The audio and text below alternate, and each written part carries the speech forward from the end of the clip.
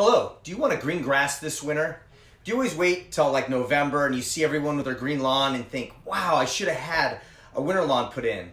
Well, there's a tiny window of time to get that seed put down. And if you wait till Halloween or early November or even December, it's just way too late. To get the best optimum winter lawn, you need to contact your landscaper today.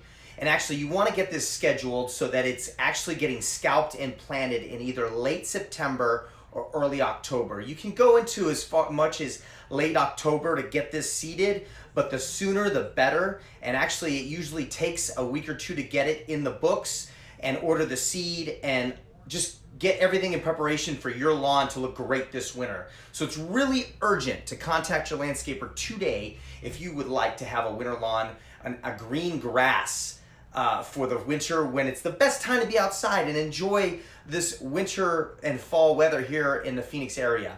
My name is Eli Hall. I'm with AMS Landscaping out of Phoenix, Arizona. Please contact us on our website at azlawns.com.